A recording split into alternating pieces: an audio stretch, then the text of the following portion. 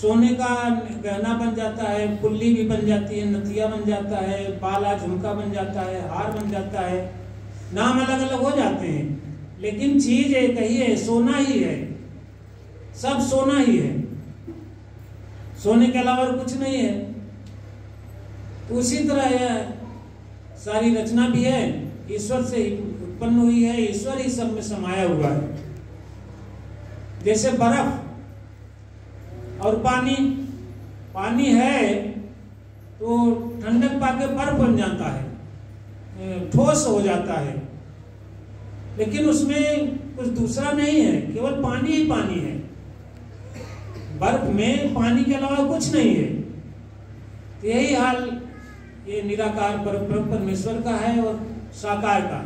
साकार रूप धारण कर लेता है अपनी इच्छा से। तो ये सारी रचना इसी की है। अभी भाई साहब राम मूरत जी ने बहुत बढ़िया भजन गाया था। यहाँ पर न धर्म है न अधर्म है, कबीरदास जी का भजन गाया, बहुत बढ़िया।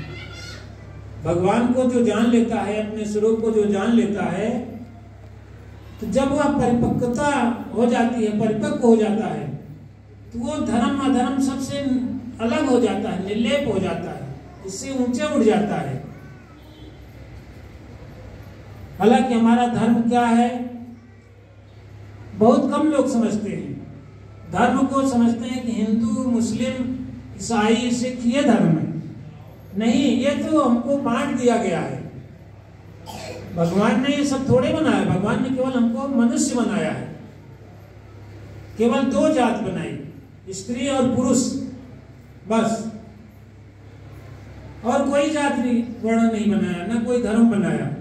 धर्म हमारा ये सब हमने बना लिया है। तमाम जातियां और धर्म अलग अलग बना लिए और उसी में हम भिड़ रहे हैं, लड़ रहे हैं, कितना कष्ट पा रहे हैं। भगवान की बनाई हुई चीज पर रहे तो कोई कष्ट न हो, ये सब झंझटों से दूर रहे।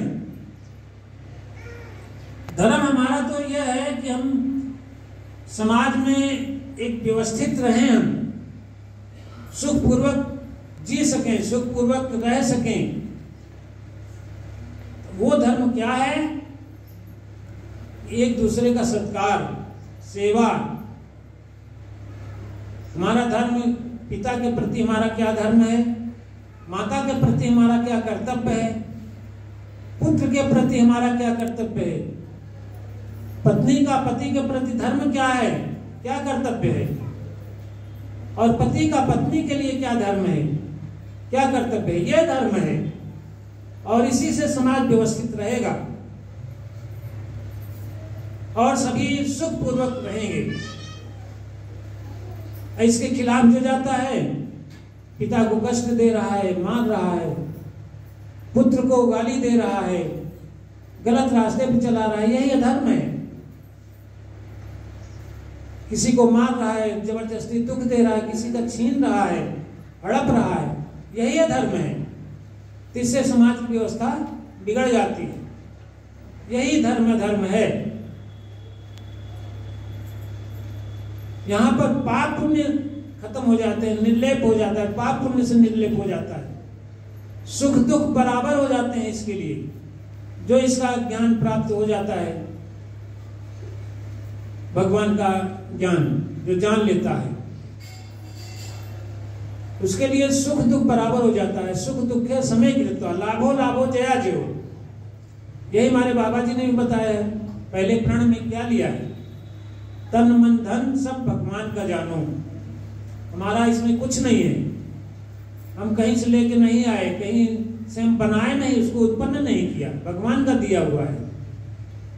अगर ये हमारे पास से चला जाता है तो इसमें दुख न मानो, संतुष्टि रखो, संतोष करो। अगर हमको और कुछ मिल जाता है तो उसमें ही भी हम बड़े फूले न समाएं, बहुत ज्यादा खुश ना हो, क्योंकि बिनसनहार है, सब एक दिन जाने वाला है, छूटने वाला है। तो ये बाबा जी ने हमें सिखाया। तो इस तरह से सुख दुख में बराबर रहें। ज्यादा विचलित ना हो, तो हमसे पाप पुण्य भी नहीं होगा। पाप पुण्य, पाप क्या है? जिससे जो काम करने से हमको कष्ट मिले, हमारे संपर्क में जो हो उसको भी कष्ट मिले, वही पाप है। भाई हम किसी का कोई सामान चुरा लिए, तो जिसका चुराया वो भी हमारे संपर्क हो गया कि नहीं हो गया? और हम चुराए तो हमको क्षण मात्र के लिए खुशी होगी कि हम ये चीज पा गए, लेकिन वो बहुत दुखदायी होगा। और जिसका लिया उसको तो कष्ट हुआ ही। किसी को जबरदस्ती मार रहे हैं तो बैठा तो रहेगा नहीं, हमको भी मारेगा, तो उसको भी दुख होगा, हमको भी दुख होगा। तो ये पाप है।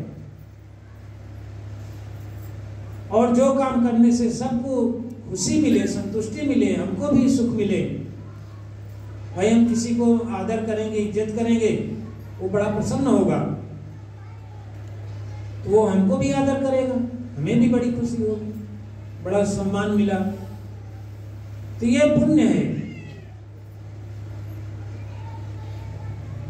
तो इस तरह से ये सब ज्ञान कहाँ से मिलेगा? जब हम ये सत्संग करेंगे, भगवान का ज्ञान प्राप्त करेंगे, अपने आप को जानेंगे,